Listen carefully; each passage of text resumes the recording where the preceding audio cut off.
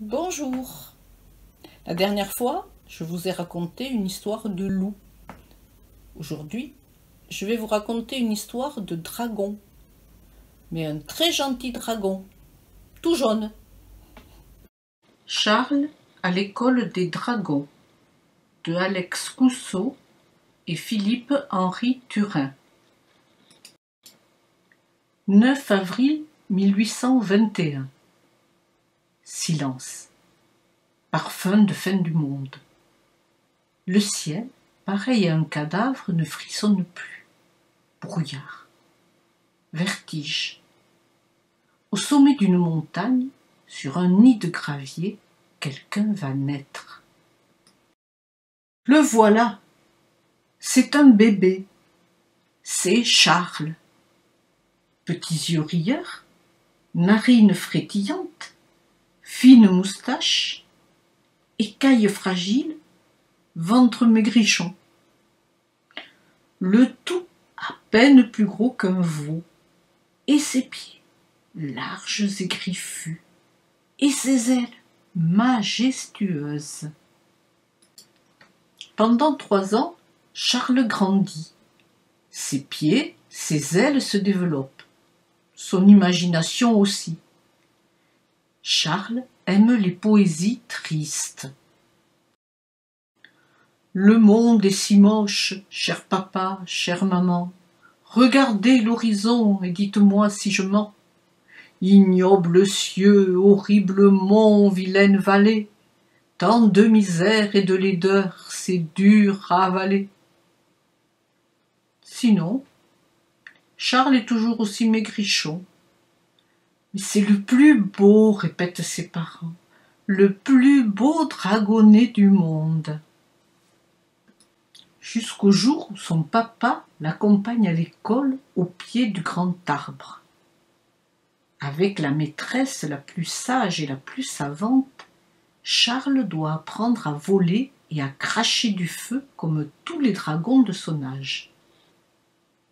Mais les autres sont très différents de lui. Aucun n'a de si grandes ailes, aucun n'a son imagination. J'ai le corps d'une gazelle, mais je suis un dragon. Regardez bien mes ailes, écoutez mon jargon. Voyez mes pieds pareils à de grosses pastèques, n'importe quel orteil, je le transforme en steak. Les autres disent que Charles parle bizarrement, qu'il les bouscule, qu'il est maladroit et leur écrase les pieds. Alors, Charles se retrouve seul au fond de la classe. On le surnomme le poète. Tous le boudent, excepté une mouche attirée par l'odeur de ses pieds et la maîtresse distribuant les cahiers. Première leçon, dit la maîtresse. Pour cracher du feu, vous commencez par ouvrir la gueule en grand. Vous gonflez vos poumons, vous vous raclez la gorge et ensuite vous crachez. Le premier trimestre, les petits dragons noircissent leurs cahiers page après page. Puis, très vite, chacun brûle un cahier par jour.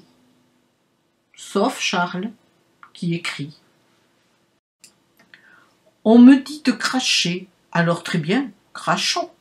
Mais pour cracher du feu, je suis trop maigrichon. Mon souffle est bien trop faible pour les incendies, je ne crache que des mots, que de la poésie.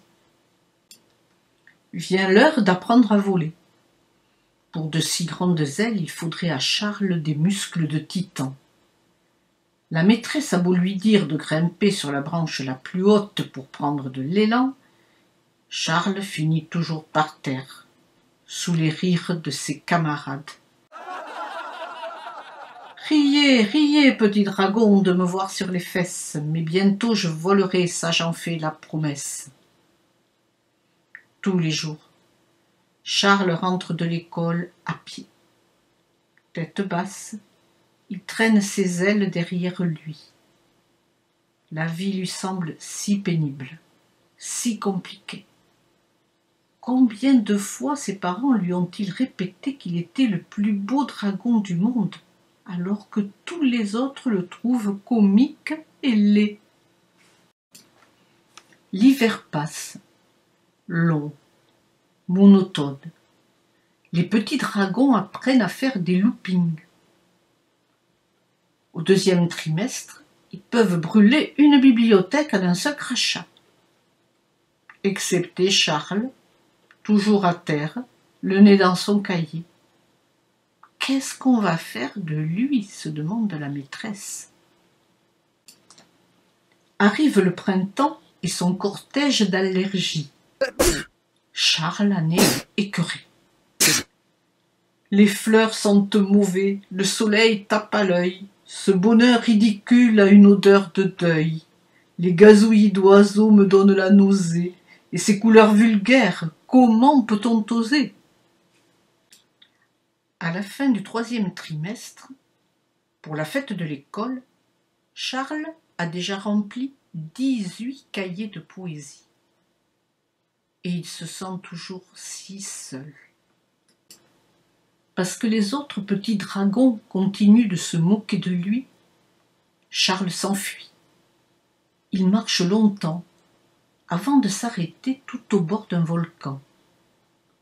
Entre ses ailes et ses pieds de géant, sa voix fragile fait l'effet d'un gémissement. « Ô montagne qui crache le feu, ô gigantesque gouffre, si tu pouvais te taire un peu, tu entendrais combien je souffre. » À ces mots, le volcan se met à trembler plus fort. Une épaisse fumée jaillit de son cratère. Le souffle de l'explosion projette Charles dans les airs comme un boulet de canon. Il monte dans le ciel, toujours plus haut. Un court instant, il semble flotter au-dessus des nuages. Puis il retombe. Dans sa chute, il serre son cahier de poésie contre son cœur. « Adieu, maman, adieu, papa, adieu, monde cruel et sans joie. Cette fois, c'est bel et bien fini. Je vais mourir un mercredi. »« Nous sommes dimanche, » le coupe une toute petite voix. « Qui a parlé ?» demande Charles. « Un ange ?»« Ce n'est que moi, » répond la mouche qui le suit partout. « Qu'attends-tu pour déplier tes ailes ? Regarde les miennes, elles sont minuscules, et pourtant je vole. Je fais même des acrobaties. Alors, pourquoi pas toi ? » « C'est vrai, se dit Charles. Pourquoi pas moi ? » Et Charles lâche son cahier. Il déploie ses ailes immenses. L'air fait le reste. « Je plane, hurle Charles.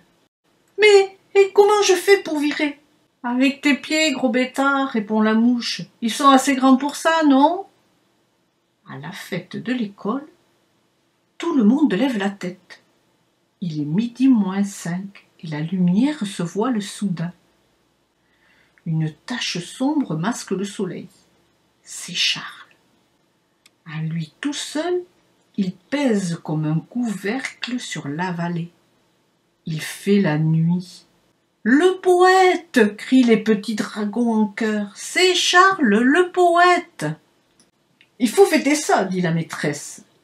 Et profitant de cette nuit soudaine, à midi pile, elle déclenche le plus énorme de tous les feux d'artifice.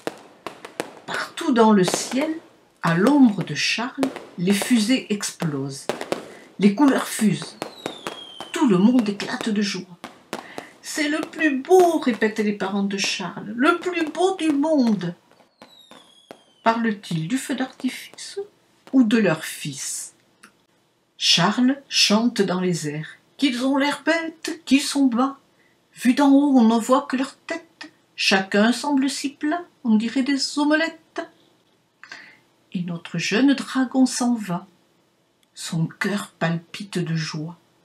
Il est désormais assez grand pour visiter le vaste monde.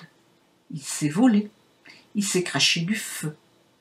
Alors, poursuivant son chemin, il disparaît à l'horizon plein de promesses. Au revoir. je vous quitte. Il faut que je m'occupe de Charles.